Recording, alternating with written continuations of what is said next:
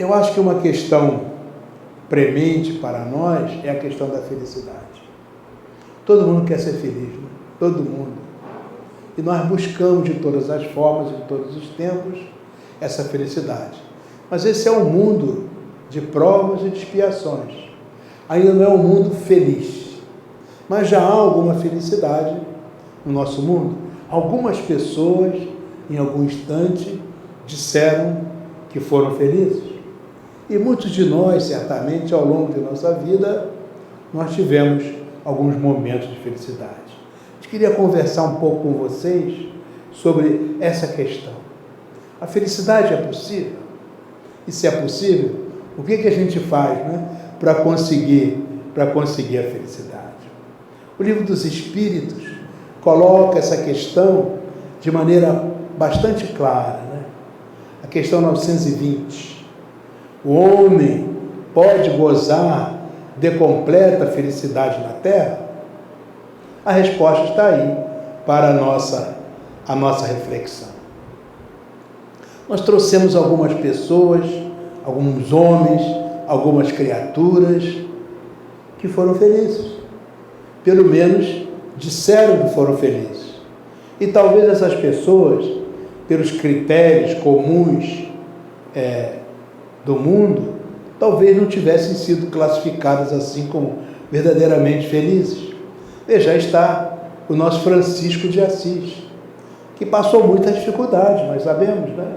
Mas que ele mesmo se disse, a partir de um certo momento na vida dele, quando ele rompeu com determinados padrões da vida externa, ele disse que era um homem feliz.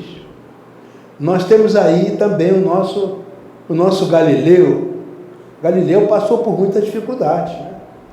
Galileu é um homem a quem nós devemos muito.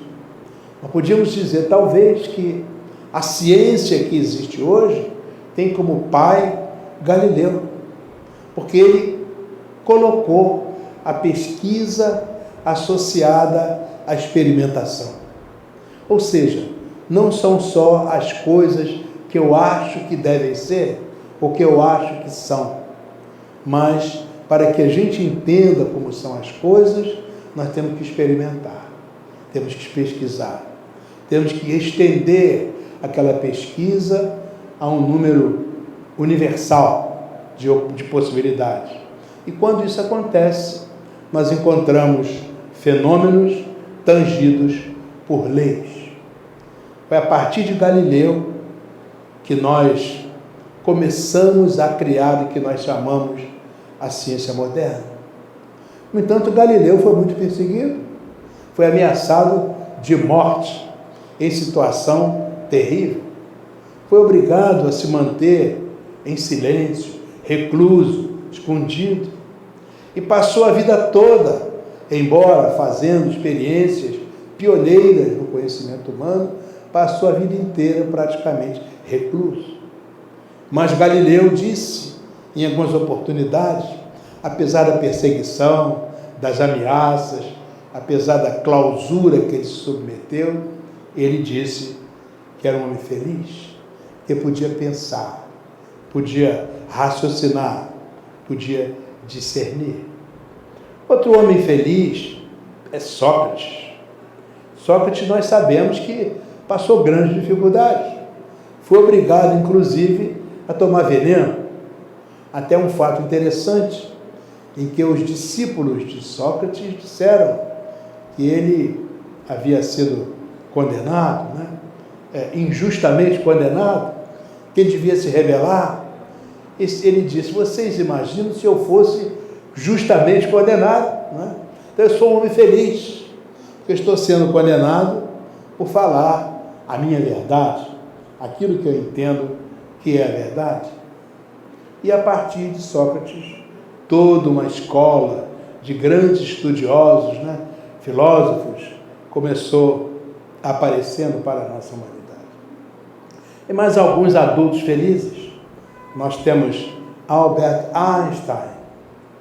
Einstein foi pouco compreendido também. Muitos disseram que ele era ateu, o que não é verdade. Há passagens maravilhosas interessantíssimas, em que ele apresenta a divindade segundo um modo próprio, e não segundo o modo usualmente reconhecido, né, pelas religiões tradicionais. Se ele foi acusado, foi perseguido, na verdade ele chegou quase à tortura, mas conseguiu se afastar lá do nazismo e foi para os Estados Unidos, onde muitas vezes era olhado como uma pessoa excêntrica, mas a vida de Einstein, considerado o maior gênio do século XX, é uma vida em que ele se aproxima progressivamente de um humanismo muito especial. E há certa circunstância em que ele diz que por causa disso ele é uma pessoa feliz. Madre Teresa de Calcutá foi uma outra criatura extraordinária e que se disse muitas vezes feliz. Ela viveu nas ruas, entre as tragédias mais densas das pessoas, conseguiu cumprir os seus votos na rua. E ao lado disso, admirando o seu trabalho, uma legião de pessoas acabaram se reunindo em torno da sua ordem.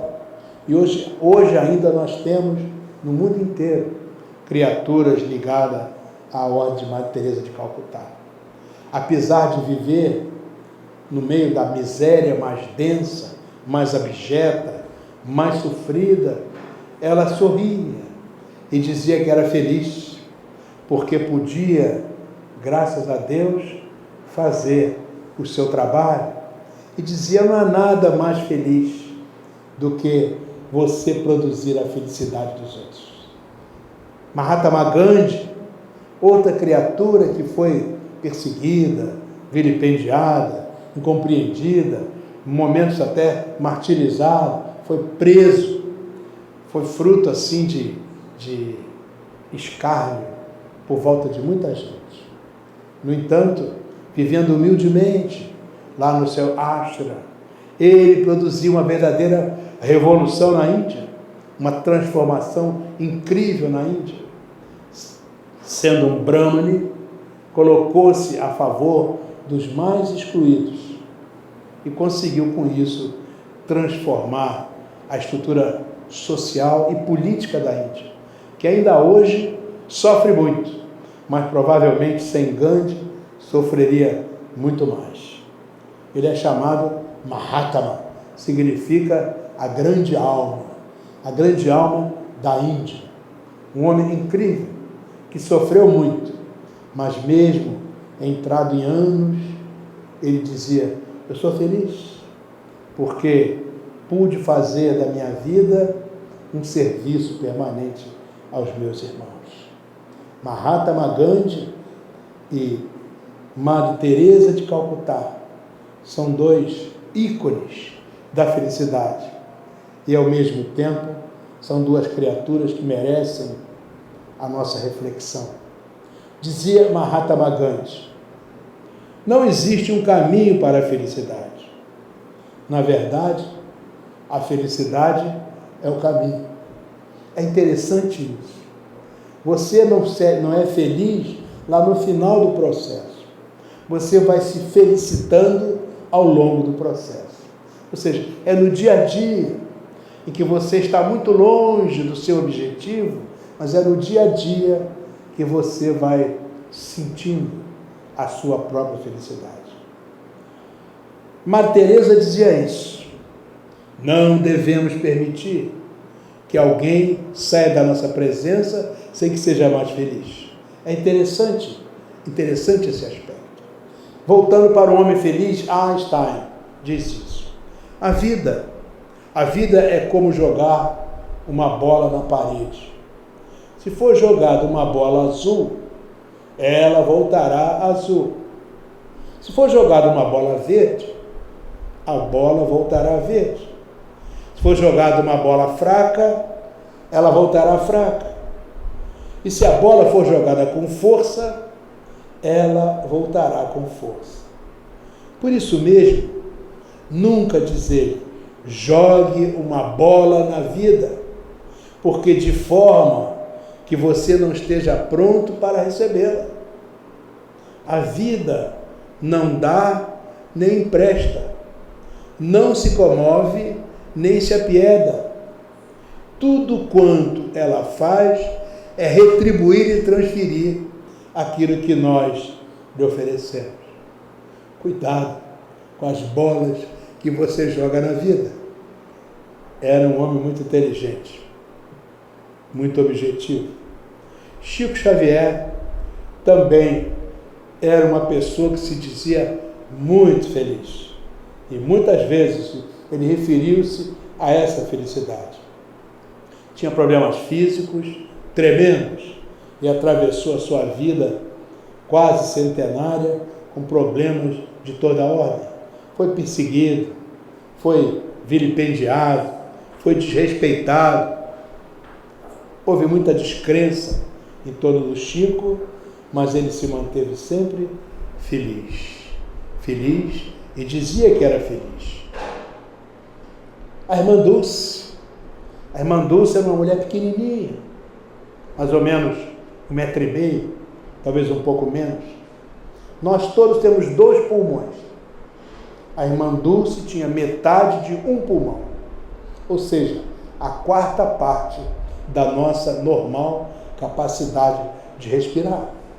Imaginem que dificuldade em buscar o ar. E à medida que os anos iam passando, aquele trabalho ingente que ela fazia, as dificuldades eram cada vez maiores. Mas mesmo sentada naquela cadeira de balanço, lá na porta do hospital que ela criou em Salvador, ela mandava chegar as pessoas e que entrassem, que ela ia tratar as pessoas. E ela sorria com aquela metade de um pulmão, com aquela respiração muito ofegante, dizendo: eu sou feliz, muito feliz pela possibilidade de servir aos meus irmãos. Dr. Bezerra também. Dr. Bezerra fala dessa felicidade imensa que havia em seu coração, todas as vezes que ele podia abdicar de tudo, e às vezes até materialmente abdicava de tudo, como nós sabemos, para servir aos nossos irmãos. Dr. Bezerra dizia: estes eram verdadeiramente os seus momentos de felicidade. Há também uma criatura excepcional, que a gente fala muito bem, o Dr. Albert Schweitzer, que largou as mordomias, as riquezas. Ele era um concertista importante e brilhante, tocava Johann Sebastian Bach de maneira maravilhosa, enchia os salões elegantes da Europa, mas um dia ele abandonou tudo, foi estudar medicina e internou-se no interior da África Equatorial, para, com aquelas mãos compridas, aqueles dedos finos, de alta sensibilidade que dedilhavam o piano e o cravo, cuidar dos infelizes, dos miseráveis, no interior da África Equatorial. E já com mais de 90 anos de idade, Dr. Albert Schweitzer falava da sua felicidade. Sentado às 6 horas da tarde, ali na porta da missão onde ele atendia as pessoas, onde havia um pequeno harmônio. Então chegavam aquelas criaturas, aproximavam-se todas, e ele, já com alguma dificuldade, às 6 horas da tarde, tocava a melodia incrível, maravilhosa do O Ângelus. Ali ele fazia uma oração, agradecia a Deus e falava da sua profunda felicidade, a possibilidade de ter dedicado a sua vida a servir ao próximo. Também temos o nosso professor Pastorino, um grande estudioso, conhecedor profundo do nosso Evangelho, das religiões. E ele estudava muito, escrevia muito e deixou para a humanidade uma obra ímpar, a Sabedoria do Evangelho, além de haver escrito Minutos de Sabedoria, que é o livro mais vendido do Brasil em todos os tempos, o best-seller do Brasil. Milhões de exemplares vendidos até hoje, e sempre dão a cada pessoa um instante de verdadeira sabedoria. Este homem também foi incompreendido, perseguido, esteve na igreja, largou a igreja, e no meio das suas inúmeras dificuldades, foi uma vida de grande construção no bem. Ele dizia já no final da vida, morando em Brasília, lá na sua casa da sabedoria, que ele vivia lá, ele falava da sua imensa felicidade de ter podido estudar, aprender um pouco, escrever alguma coisa que certamente um dia seria útil para os seus semelhantes.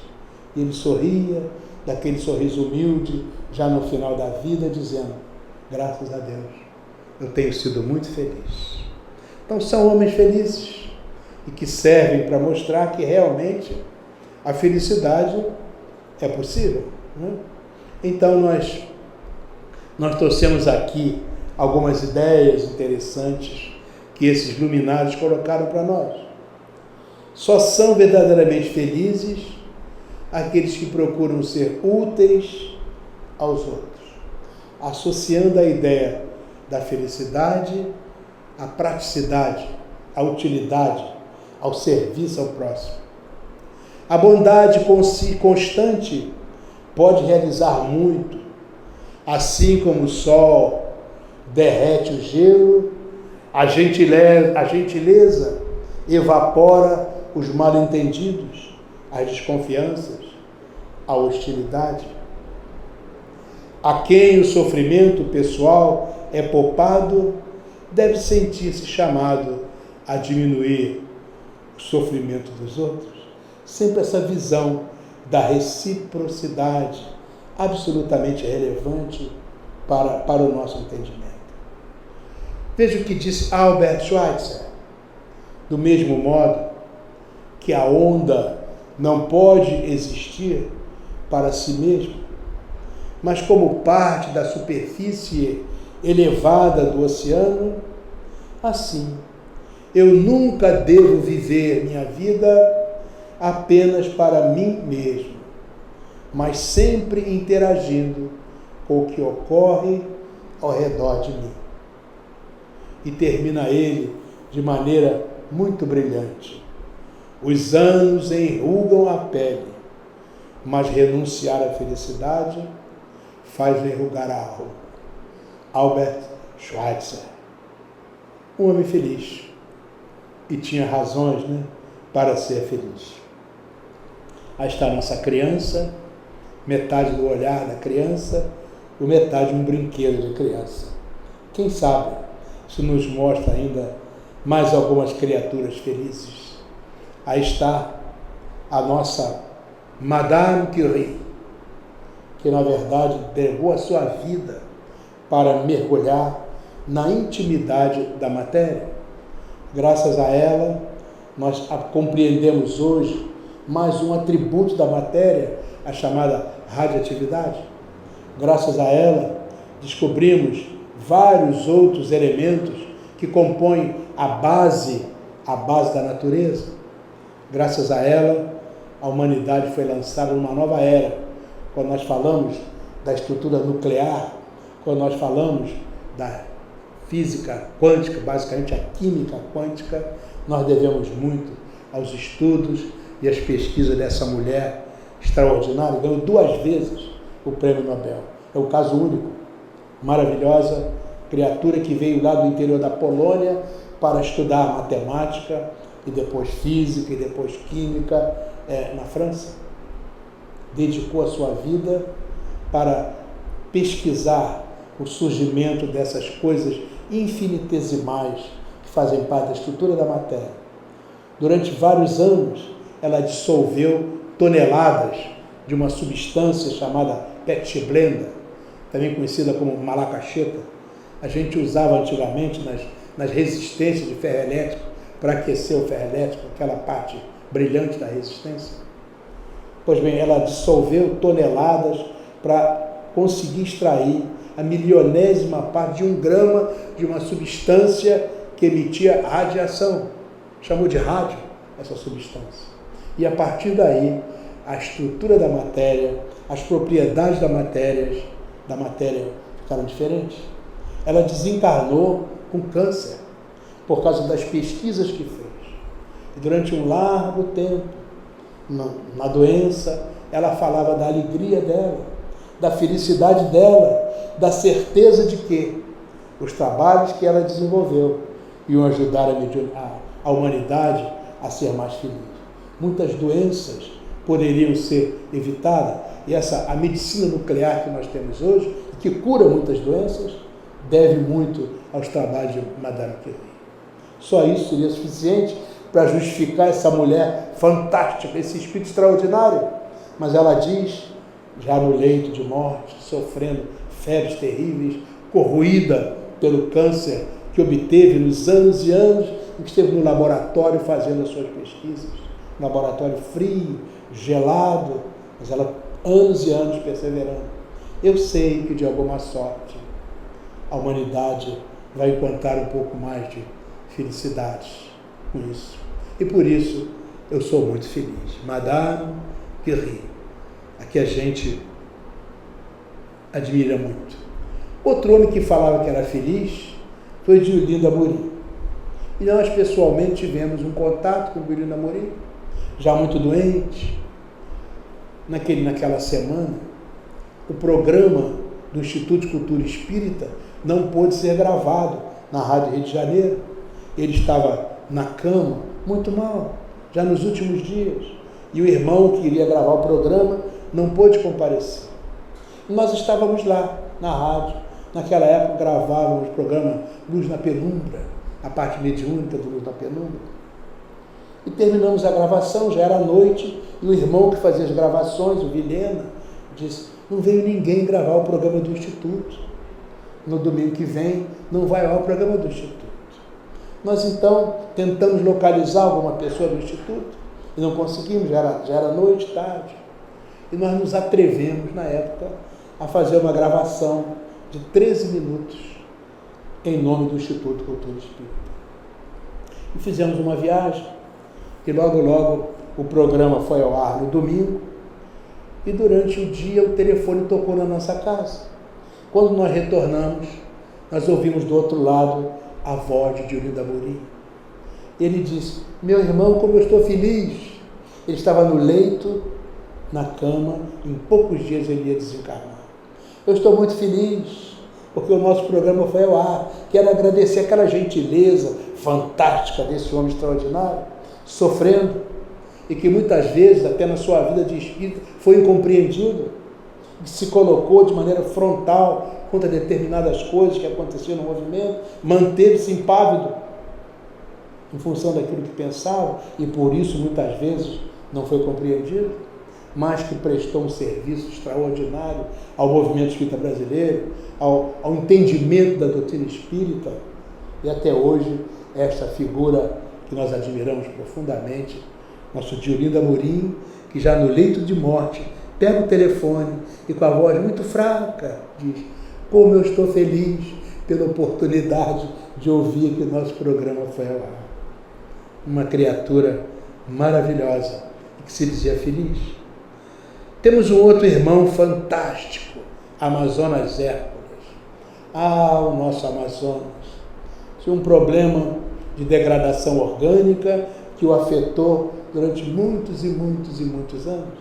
Desencarnou em idade muito avançada. À medida que os anos passavam, por causa da doença, ele foi obrigado a perder parte do seu corpo, mas nunca perdeu a alegria, nunca perdeu o sorriso. Era se ouvir aquele vozeirão do Amazonas Hércules chegando em algum lugar, os poemas do Amazonas, as músicas do Amazonas. Nós tivemos no enterro do Amazonas Hércules, foi num cemitériozinho aqui em Jacarepaguá. A multidão estava lá. Eu me lembrava daquele homem, aquele corpo já diminuído, cortado em muitos pedaços, muitos aspectos, por causa da hanseníase. Me lembro daquele sorriso, daquele vozeirão, daqueles poemas, daquela alegria, daquela luz fantástica. E ele sofrido quando nós íamos visitá-lo, já a doença muito avançada, ele sorria e dizia: eu sou feliz pela oportunidade de haver trabalhado nessa doutrina luminosa que é a doutrina espírita. E era de ver, no dia do enterro, a multidão que de poucos em poucos passos, todo mundo parava. E dizia, vamos dizer aquela poesia que o Amazonas gostava. Aí alguém dizia aquela poesia, daqui a pouco andava um pouco mais, vamos cantar aquela música do Amazonas, e todo mundo cantava. O enterro era uma alegria, o enterro era uma festa, exatamente como, por certo, era uma alegria e era uma festa, esse ser feliz, que realmente se dizia feliz, o nosso muito querido e amado, respeitado Amazonas Zé, um homem feliz. Dizia o nosso Chico Xavier, o amor é ciência de sublimação para Deus e a felicidade, para crescer, deve dividir-se. Mais uma vez, aquela ideia de compartilhar, servir. A questão 919 do Livro dos Espíritos é muito clara. Qual é o meio prático, mais eficaz para evoluir na Terra sem se deixar levar pelas más tendências? Na verdade, isso é o mesmo que perguntar como é que a gente chega à felicidade possível na Terra. É uma maneira diferente de perguntar, mas é a mesma coisa. E os espíritos superiores responderam, um sábio na antiguidade já disse, conhece-te a ti mesmo. Já falamos deste sábio hoje aqui, né? Essa ideia de felicidade e infelicidade tem uma leitura relativa. Pelo fato, né, de ser a Terra um planeta ainda de provas e expiações, não pode o homem usufruir de felicidade completa, muito embora, na maior parte das vezes, seja o próprio homem o culpado pelo seu infortúnio, em virtude da sua condição evolutiva. Assim, tanto a felicidade quanto a infelicidade decorrem de duas causas, cuja origem, por certo, está no próprio homem. A primeira causa é a transgressão à lei natural, ou à lei de Deus. São leis sábia, justa, perfeita. Se a gente seguir essa lei na sua integridade, a felicidade é permanente. Agora, se você não segue a lei, acontece um resultado, uma decorrência disso. Então, a transgressão à lei natural, ou à lei de Deus, que rege não apenas a vida de relação, mas principalmente a vida moral, ao afastar-se dessa lei, o homem torna-se o único responsável pela sua infelicidade. Quer dizer, somos nós, né, que criamos a nossa infelicidade. Nós não fomos criados para a infelicidade, mas nós criamos a nossa infelicidade. O outro item é, em virtude de erros cometidos em vidas passadas, justamente pela transgressão à lei de Deus, que devem ser corrigidos na presente encarnação. Nós sofremos nesta vida pelas infrações que cometemos às leis da existência corpórea, pelos próprios males decorrentes dessas infrações e pelos nossos próprios excessos.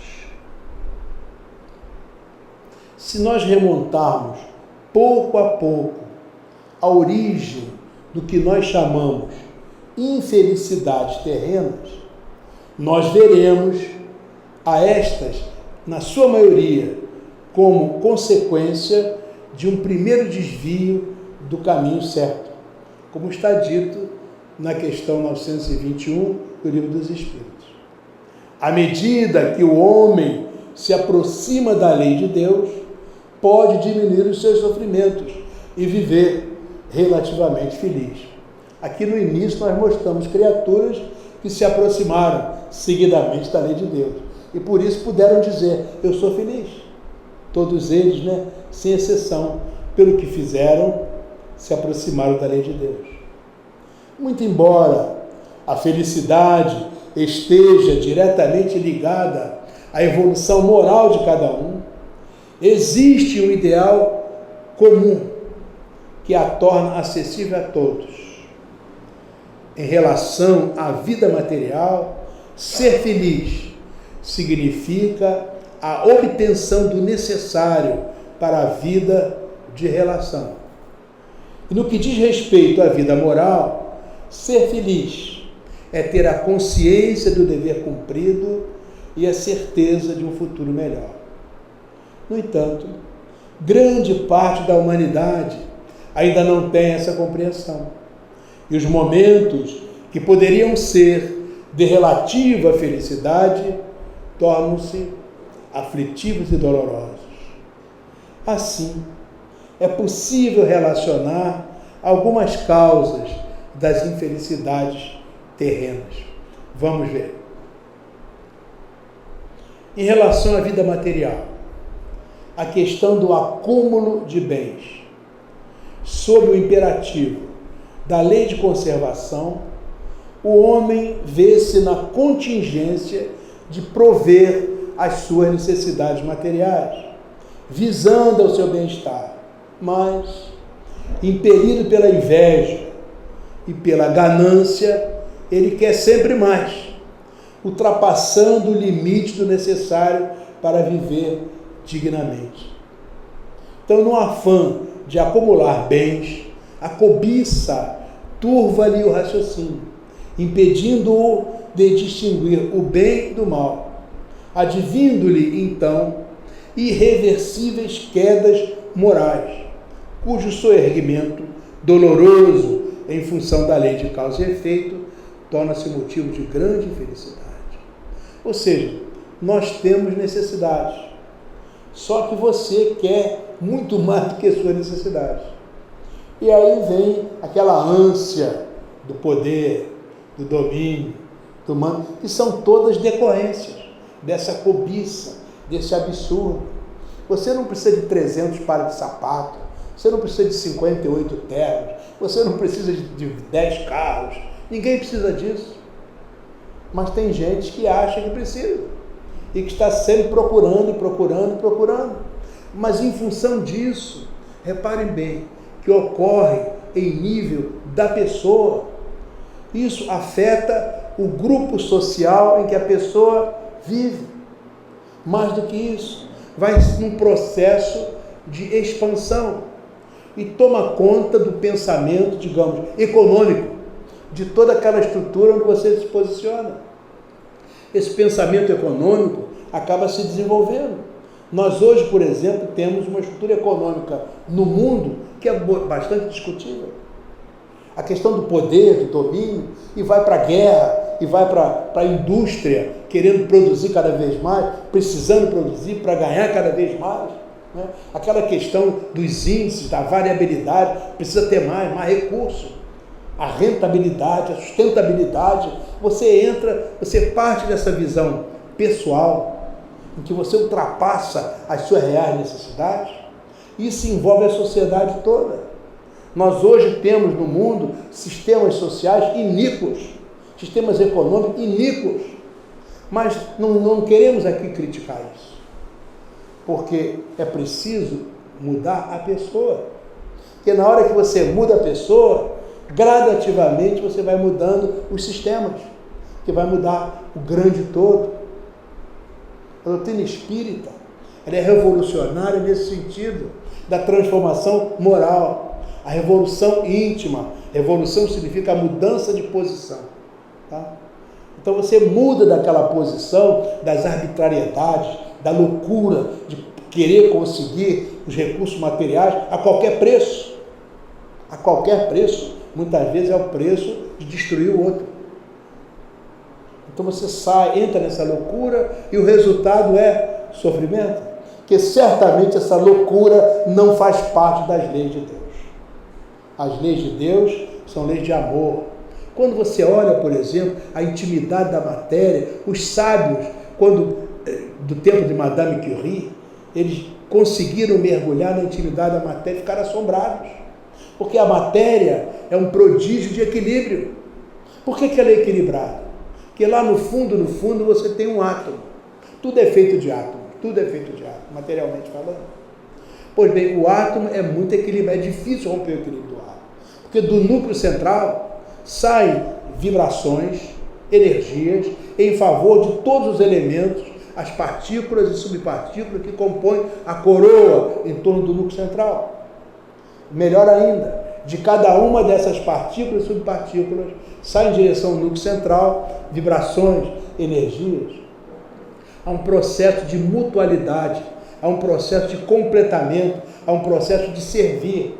O núcleo do átomo não tem mais energia do que ele precisa, nem ele busca isso. Cada uma dessas partículas, subpartículas, não tem mais energia do que precisa, nem busca. Se você coloca mais energia, ele sai. E aí o átomo todo se desequilibra. Aquilo que os gregos chamavam de íons, os viajantes, procurando o equilíbrio. A tendência normal da criação é o equilíbrio. O equilíbrio não tem os exageros. Alguém tem mais contra o outro.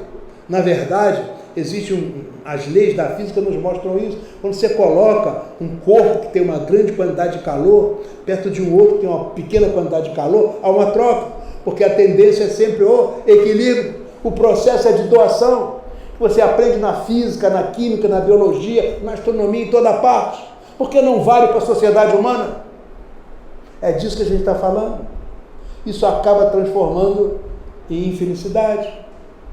Agora mesmo estamos ouvindo falar na possibilidade de uma nova guerra, envolvendo lá a Coreia do Norte, a Coreia do Sul, Estados Unidos, nova guerra nuclear. Estamos vendo a questão das guerras na Síria, a tragédia da África, a guerra na África, meu Deus do céu. No século XXI, já sofremos demais. Tivemos 2 guerras mundiais, tivemos bombas atômicas matando milhões de pessoas instantaneamente e não aprendemos. É porque lá no fundo ainda está aquele homem velho que anseia pelo poder, pelo domínio, pelo mando. É esse que tem que ser modificado. Só que cada vez que ele dá vazão a essas coisas, ele gera infelicidade. Infelicidade é o outro nome do desequilíbrio. Cada vez que há um desequilíbrio, a contrapartida se chama infelicidade. Dor, sofrimento, em nível da pessoa, em nível da sociedade, da comunidade como um todo. É isso que nós queremos? Riqueza e pobreza.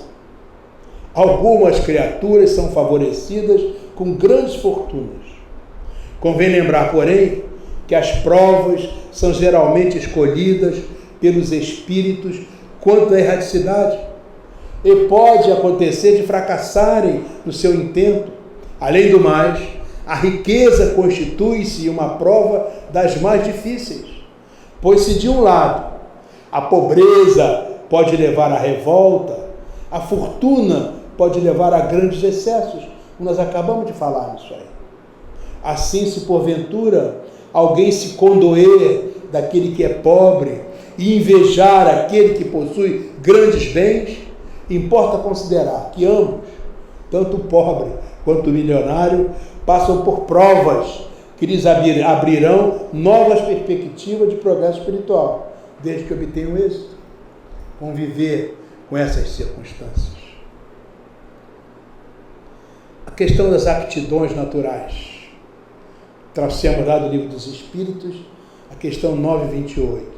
Todos os homens têm aptidões naturais, através das quais a providência divina lhes indica as vocações a serem desenvolvidas. Porém, muitas vezes são os pais que, vejam, que por orgulho ou avareza fazem os filhos se desviarem do caminho traçado pela natureza, comprometendo-lhes com isso a felicidade, mas serão responsabilizados por isso. É interessante essa questão. O que eu vejo quando eu vejo o meu filhinho que acabou de nascer, que está ali no berço, com aquele sorriso, com aquele cheirinho de bebê, né? Aquela coisa graciosa, o que eu vejo? E o que eu vou fazer com aquilo que eu tenho uma severa responsabilidade em relação àquela criatura que está chegando? Qual é o meu compromisso em relação a essa criatura que está chegando? Bom, eu vou criá-lo no orgulho, vou criá-lo no egoísmo, vou criá-lo na vaidade, vou criá-lo na ambição. Como é que eu vou criá-lo? Eu serei responsável pela herança que eu oferecer a ele, que é muito mais importante do que meramente uma herança genética. É a herança moral. o educador, que é o pai, a família, é severamente responsável pelo que fizeram seus filhos. E nós que somos aprendizes da doutrina espírita, que temos os nossos filhos próximos da gente, vamos levar a eles esses ideais da ternura, do perdão, da disciplina, dos limites, da seriedade, da responsabilidade, da generosidade, do amor, do compromisso, com honestidade, com respeito. São valores, uma ética e uma moralidade pelas quais nós, pais espíritas, temos que assumir a nossa responsabilidade. O mundo está aí, cada vez negando mais essas coisas, mas nós temos que ter a nossa responsabilidade pessoal, a nossa crença, o que nos diz a nossa doutrina espírita. Na verdade, a doutrina espírita não é só para a gente achar bonita, interessante, racional, lógica, um livro bonito que está ali na minha estante. Não. É uma receita de vida, uma maneira de viver no dia a dia. E eu não preciso estar sentado na mesa mediúnica para ser espírita. Eu estou sendo espírita com o meu filho. Estou sendo espírita dentro da minha casa, com meus colegas, meus companheiros de trabalho. Uma maneira de ser, de viver, o processo de irradiar essas coisas. É importante isso, né? A questão do trabalho. O trabalho enquanto lei da natureza impõe-se a todos como condição essencial para que haja progresso social, intelectual e moral. Mas, se o homem puder desenvolvê-lo segundo a sua aptidão natural para esta ou aquela atividade, certamente será feliz. Seja um trabalho humilde ou um trabalho de nível superior. Quando ele colocar de lado o preconceito social e o seu orgulho ferido, saberá então organizar uma sociedade fundamentada na lei de amor, justiça e caridade, e, portanto, nos ensinamentos de Jesus. Então, jamais lhe faltará trabalho, porque sempre encontrará uma ocupação que o ajudará a viver dignamente. Ninguém perecerá por falta de condições básicas da própria vida, excetuando-se aqueles que passam privações por própria culpa. Essa leitura do trabalho, né, que uma lei moral que a doutrina espírita nos oferece, é realmente algo para a nossa reflexão. O pessoal quer ser doutor, quer ser engenheiro, advogado, quer ser médico, mas nós precisamos de homens de bem. Não importa se você tem ou não tem diploma superior. Não estamos aqui, obviamente, fazendo o elogio da ignorância, do não estudo, do não trabalho. Ao contrário. Mas nós precisamos de homens de bem em todos os níveis. E qualquer trabalho, por mais modesto que seja, é importante. Eu conheci um porteiro, há muitos anos atrás. Esse porteiro, ele era analfabeto.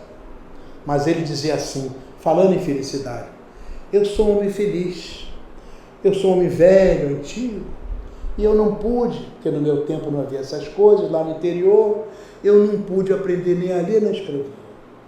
Um dia eu vim aqui para o Rio de Janeiro e consegui essa bênção de poder trabalhar como porteiro nesse edifício. Olha, eu não sei ler nem escrever, mas eu faço as coisas direito. E quando tem algum problema, os outros porteiros dos outros edifícios telefonam para cá, para saber como é que faz. E você sabe, eu sempre sei como é que faz. Eu sou homem feliz. Não sei nem ler nem escrever, mas o meu trabalho eu faço bem feito. Olha, que coisa extraordinária. É de gente assim que a gente precisa, né? Poder-se-ia questionar por que as classes sociais sofredoras são mais numerosas do que as aparentemente mais felizes. Contudo, nenhuma é completamente feliz, porque o homem sempre julga haver felicidade onde se ocultam grandes aflições, pois o sofrimento é parte integrante de um mundo de provas e expiações. Nós moramos numa cidade no interior de Minas Gerais e havia uma casa muito bonita que a gente passava, tinha uma porta toda enfeitada, linda, era uma mansão maravilhosa. A gente sempre passava por ali, olhava aquilo, olha, são pessoas muito ricas, das mais ricas da cidade, devem ser muito felizes. Um dia nós fomos chamados para dar um atendimento no interior daquela casa, e nós vimos a prataria, nós vimos as toalhas maravilhosas, nós vimos as rendas, as cortinas, os móveis luxuosíssimos. Realmente, o que não faltava ali era o recurso material, mas a relação entre as pessoas era difícil. E havia lá uma criatura que estava numa posição tão terrível que a única coisa que nos cabia ali era rezar, pedir a Jesus que ajudasse, porque as relações entre as pessoas eram absolutamente conturbadas. É disso que ele fala aqui, né? Na verdade, a aparência era de muita felicidade, mas era muito mais a aparência do que qualquer outra coisa. Felicidade e infelicidade relativas. Muito embora a necessidade seja sempre relativa às posses materiais de cada um, pode-se concluir que o mais rico é aquele que sente menos necessidades próprias, ou seja, o que se conforma em viver dentro dos seus recursos, sem se deixar levar pelas necessidades artificiais criadas pelo mundo contemporâneo. Portanto, o homem que sabe viver dentro dos limites de suas necessidades, sem desejar o que não está ao alcance das suas possibilidades, esse homem livra-se de muitos sofrimentos e decepções. Ele quer aquilo que lhe é possível. Ele não quer o impossível. Ele não quer utopia. Ele não quer ilusão. Não vai criar coisas que vão gerar outras dificuldades para ele. Consequentemente, essa criatura será mais feliz. E é sob esse aspecto que se deve entender a questão da relatividade quanto à felicidade ou à infelicidade terrenas. Em relação à vida moral, às paixões, se por um lado o homem é causador dos seus sofrimentos materiais, ao desejar sempre mais posses, por outro lado, ele é também causador dos seus sofrimentos morais, que por vezes até independem da sua vontade. O orgulho ferido, a ambição desmedida, a avareza, a inveja, o ciúme, enfim, todas as paixões que desabam em grandes dores, tirando-lhe os momentos de felicidade que poderia usufruir na presente encarnação. Os benfeitores dizem que paixões são como incêndio na floresta. Ninguém sabe direito como é que começa, mas quando começa é avassalador e destrói tudo. Depois que passa, porque as paixões também começam rapidamente, pegam um grande poder de fogo, né? Queimam terrivelmente, mas também passa. E quando passa, fica tudo calcinado, as árvores caídas, os pássaros mortos, os ninhos acabaram, a tragédia fica instalada. Cuidado com as paixões. As más influências. Também um fator determinante do qual decorre a felicidade e a infelicidade é a influência que espíritos de má índole podem exercer sobre os bons. E isto ocorre porque estes, na maioria das vezes, aparentam fraqueza e se deixam dominar. Ao passo que os maus geralmente são persistentes, astutos, intrigantes. Isso faz parte dos processos obsessivos, né? Nos estágios evolutivos que nós estamos, todos nós somos sujeitos a essas influências negativas. Agora, se você corresponde a ela, responde na mesma mistura vibratória, a obsessão se instala, chegando até os níveis mais avançados, podendo levar a criatura até a situação de loucura, suicídio, etc. À medida que os bons deixarem de ser fracos e tímidos, e seus sentimentos de fraternidade e solidariedade sobrepujarem a má índole dos seus semelhantes, o bem tornar-se-á extensível a todos, e a tão almejada felicidade estará mais ao alcance do homem. Então, quando o homem tiver, são as questões 920 até 933, nós temos uma síntese do Livro dos Espíritos. Quando o homem tiver a compreensão da transitoriedade da vida terrena e souber pautar a sua vida dentro dos limites do necessário que a natureza lhe concede, quando o homem souber apreender o alcance social e moral da lei de justiça, amor e caridade, quando o homem conseguir analisar as penas e usufruir os gozos que lhe cabem por dever, direito e conquista, aí ele vai se sentir mais feliz, pois aceitará os sofrimentos com resignação e conhecimento de causa, tomando-os por conta de meros transtornos passageiros, como nós vimos lá nessas questões fundamentais. Então, a conquista da felicidade obedece a uma estrutura, digamos, tradicionalmente colocada assim. A criação do espírito, vem o nascimento da criatura, vem a vida de relação na terra, a morte do corpo físico, a análise da vida terrestre, um processo de julgamento. São religiões tradicionais. Foi uma pessoa boa? Olhando a visão de sistema, foi. Então, se foi uma pessoa boa, ela vai para o céu, né? Agora, não foi uma pessoa boa, então ela foi muito boa, pouco ruim ou muito ruim, né? Dependendo disso. Se ela foi pouco ruim, então ela vai para o purgatório, né? E daí ela continua a trajetória dela. Mas se ela foi muito ruim, o que vai acontecer com ela? Ela vai para o inferno. Essa é a estrutura tradicional que nega muitas das coisas que nós falamos aqui. E até por muitas pessoas acreditarem nisso, tem uma estrutura de vida que acaba sendo falseada. No entanto, a nossa abordagem é um pouquinho diferente. Ou seja, nós estamos no processo da evolução do princípio inteligente, né? Aí vem a criação do Espírito por Deus, criado simples e ignorante, porém ele é perfectível, não é assim? Então vai começar a viver a vida de relação na Terra, vai se aperfeiçoando gradativamente, morre o corpo físico, e aí aquele espírito volta ao plano espiritual. Necessita de um novo ciclo de aprendizados? Ele aprendeu tudo ou tem que continuar a aprendizagem? Normalmente, né? Normalmente ele precisa, mas se não, ele vai continuar a evolução dele no plano espiritual, né? E vai a construção eterna do conhecimento, da felicidade, utilizando a Deus. Nós não temos a ideia onde é que isso vai parar, né? Porém, se na verdade precisa de um recomeço, ele vai então iniciar um processo de reencarnação, né? E aí volta ao ciclo de vida de relação na Terra. Ele vai fazer o seu ciclo de aprendizado que está aí. O que a doutrina nos coloca é isso: nós estamos dentro de um ciclo de aprendizado. Estamos sujeitos às rodas reencarnatórias, até que vai chegar um limite, em que, na verdade, você não mais necessita fazer aprendizado em nível material. Você continua a sua estrutura, liberado das questões da reencarnação aqui na Terra, e vai continuar a evolução em outros planos espirituais, em direção à pureza do coração. E disse Jesus, são os puros de coração que verão a Deus.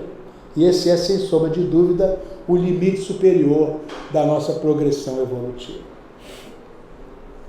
Então, o espírito exercita o aprendizado da felicidade no processo de encarnação e de reencarnação na matéria, como acabamos de ver.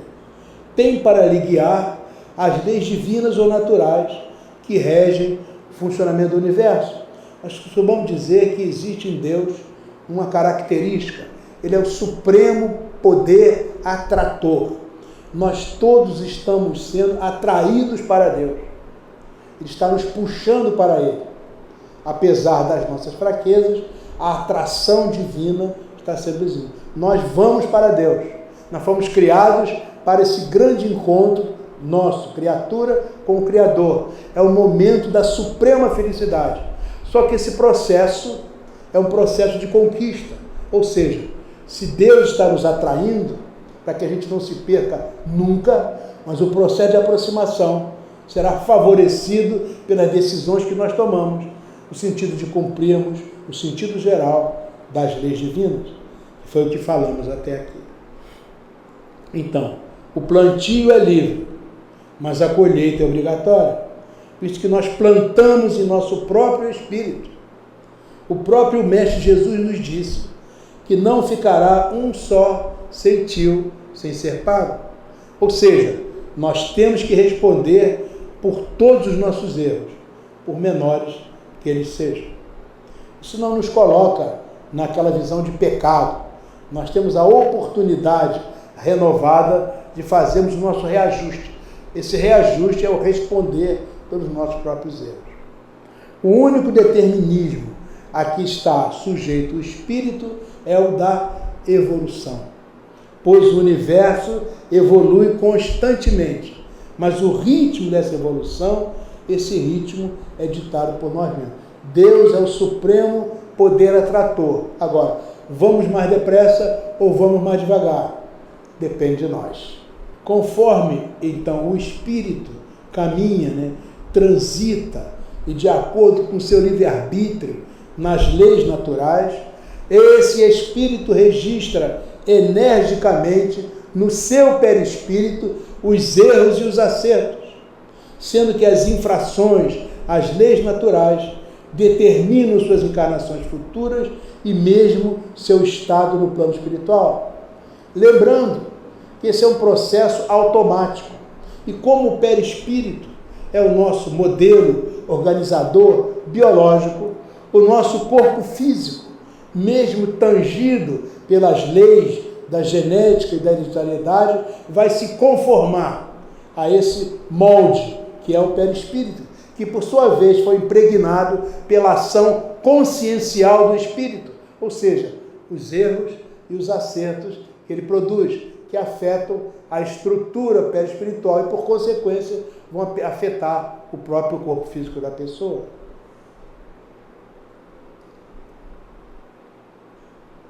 O espírito tem um limitado, mas inviolável livre-arbítrio. Quer dizer, ele é dele, não é o outro que decide por ele. Há limitações, mas ele é inteiramente responsável por si mesmo.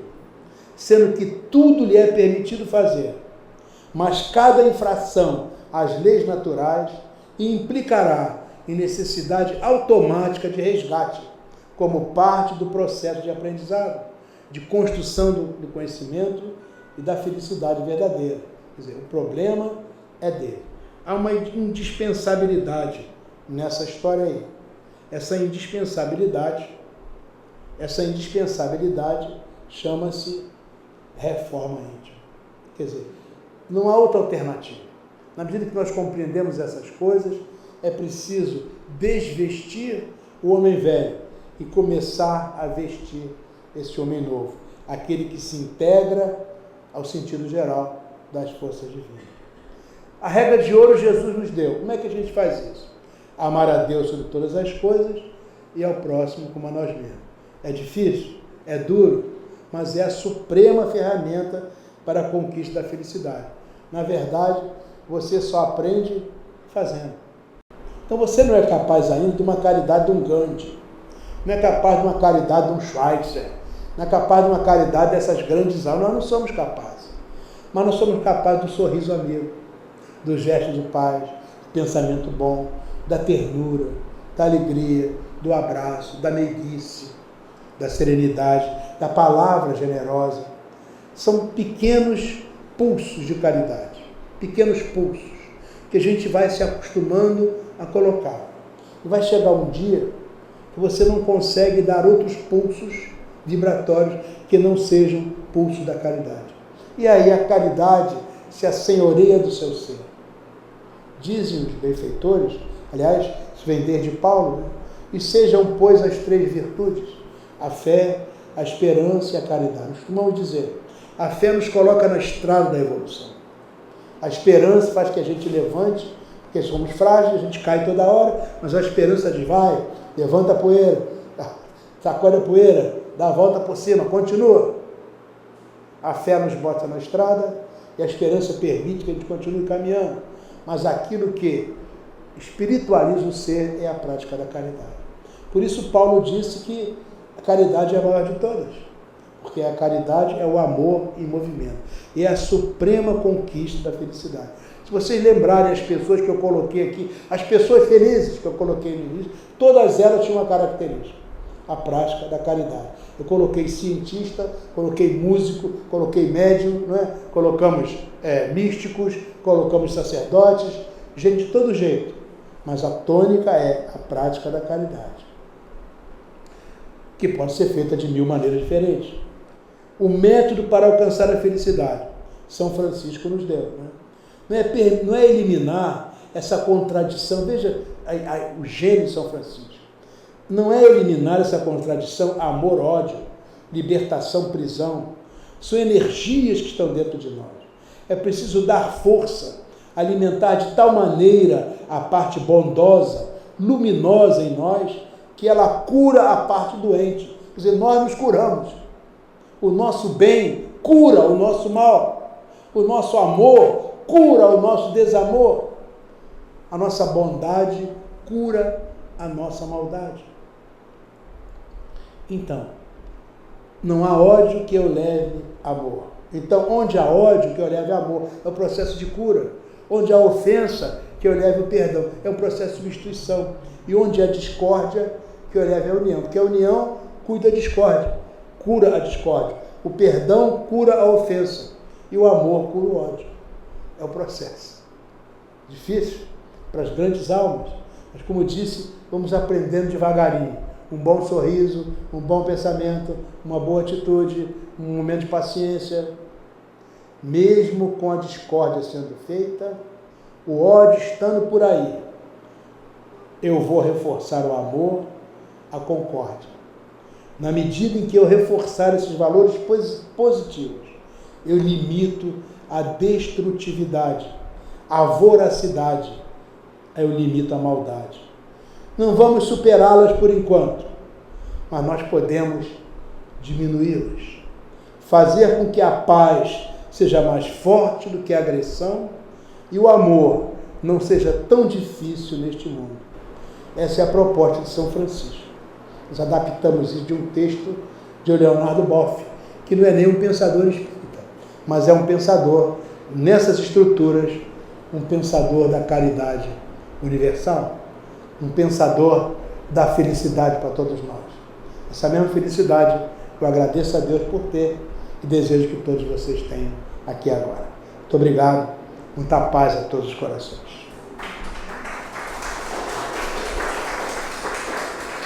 Vamos ouvir a primeira questão. Professora Zita, por favor. Ele tinha tanta certeza da continuidade da vida que quando convidaram os discípulos, convidaram-no para sair, para fugir, porque ele iria morrer se ficasse, eu achei tão interessante a resposta, né? Ele diz, que maus discípulos sois vós. Como vocês acham que eu irei morrer? Como que Sócrates morrerá? Porque, na verdade, ele sabia que ele iria continuar, né? É verdade. Então, nós vamos vendo assim um desprendimento deles. Nenhum deles apresenta interesses pessoais, né? Todos eram desprendidos mesmo. Nós vemos Madame Curie, né? Quando ofereceram a ela, um determinado país ofereceu muito dinheiro para ficar com o monopólio da descoberta dela, isso. Ela disse que nenhum dinheiro iria fazê-la feliz, mas ficaria feliz sabendo que a descoberta dela seria de todos, para beneficiar a toda a humanidade. Então nós vamos vendo em todos eles, né, essas características que a gente pensa assim, como se pode, no meio de tantas adversidades da vida, a pessoa se sentir feliz, não é? Você vê Gandhi, né? Gandhi lutou muito, como o senhor colocou, e quando perguntaram, né, se ele tinha perdoado, né, os seus, aqueles que o fizeram sofrer tanto, não preciso perdoar porque eu nunca me senti ofendido. Nunca se sentiu ofendido? Então a gente vê em todos eles, porque a gente fica pensando, é difícil uma pessoa sentir-se muito feliz no meio de tantas lutas, de tantas adversidades, de tantos desafios. Mas então a gente pergunta, né, o que há de comum em todos eles para eles se sentirem felicidade? Porque felicidade não é uma coisa objetiva, é uma coisa que se sente, né? Isso. Independente de fatores externos. Então eu acho que para nós é bom a gente refletir sobre isso, né? Eles eram, todos eles, desapegados das coisas materiais, tinham o bem comum como o supremo objetivo da vida. Então, vamos pensar que esse parece ser o caminho, né? É verdade. Da felicidade. Então, não era nada perguntar, mas lembrar, não é? Porque nós precisamos de perceber isso, né? O que é que os tornou tão felizes, apesar de tudo? Como o senhor citou também, Madame Curie, né? Na doença, ela ainda se sentia feliz, sabendo que toda aquela doença era fruto do que ela havia doado à humanidade. E isso lhe dava felicidade. Então, eu sempre estou à procura de saber, né, o que nos faz felizes, apesar das circunstâncias. Porque as circunstâncias nem sempre dependem de nós, né?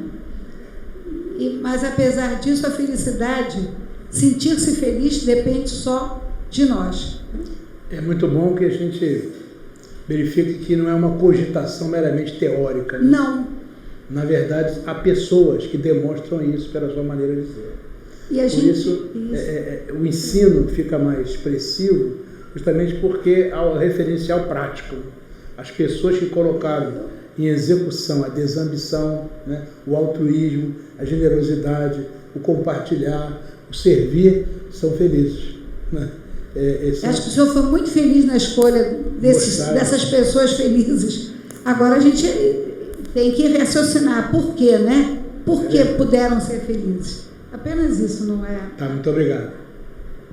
Felicidade não é uma ilusão, não é uma utopia, né? É algo possível. Professor César, a exemplo da companheira ali, também não é um questionamento, é uma colocação, porque tudo que o senhor falou foi tão claro, tão evidente, que não deixa nem pergunta. Mas conta-se que Maria Teresa de Calcutá uma vez estava sentada lá com um paciente, um desses que ela atendia, da rua, e precisava de atendimento médico, e ela se plantou com ele sentado na calçada, ou ali na entrada de um hospital, e passa um homem bem apessoado e de recursos, e diz assim para ela: eu não faria isso por dinheiro nenhum no mundo. E ela diz assim: eu também não. Então isso é de uma beleza. Ele mandou-se. Eu também não. Já. Não faria por dinheiro, mas fazia. Isso, eu também não. Quer dizer, podia me dar dinheiro, não faria. Por amor, sim.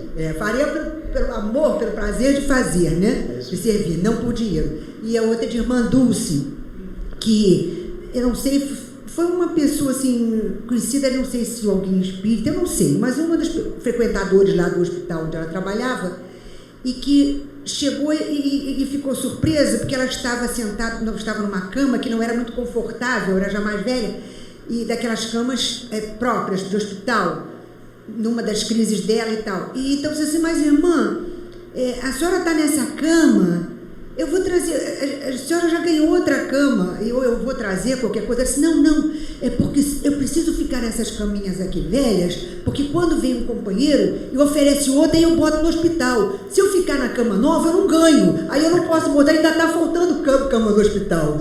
Então ela ficava na velhinha para poder ganhar outra e suprir a necessidade do hospital. É uma leitura muito especial que essas pessoas fazem, né? Essa questão da relação, do compromisso, da responsabilidade. Não, é que se eu Por isso são felizes, certamente.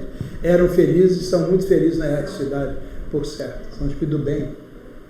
Eu queria só colocar, jamais é uma pergunta diante, né, da beleza da palestra e da clareza, mas assim, talvez fazer uma analogia que o senhor colocou: não fomos criados para a infelicidade, é claro, para a felicidade. E aí, quando o senhor falou de Francisco de Assis,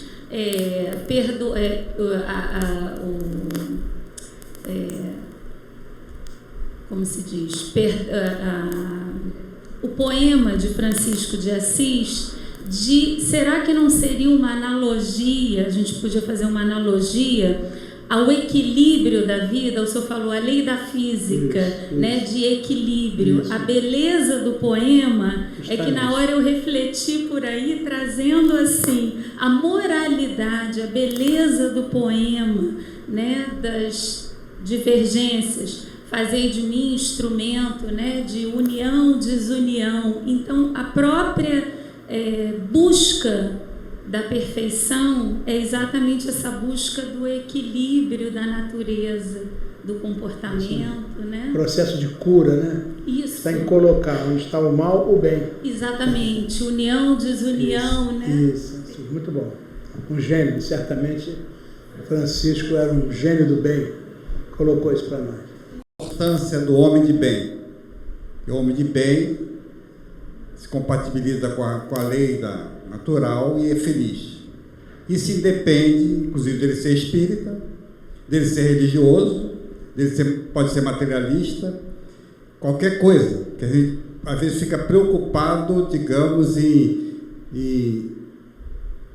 ter um segmento ou outro. E a doutrina espírita, sendo universal, coloca assim.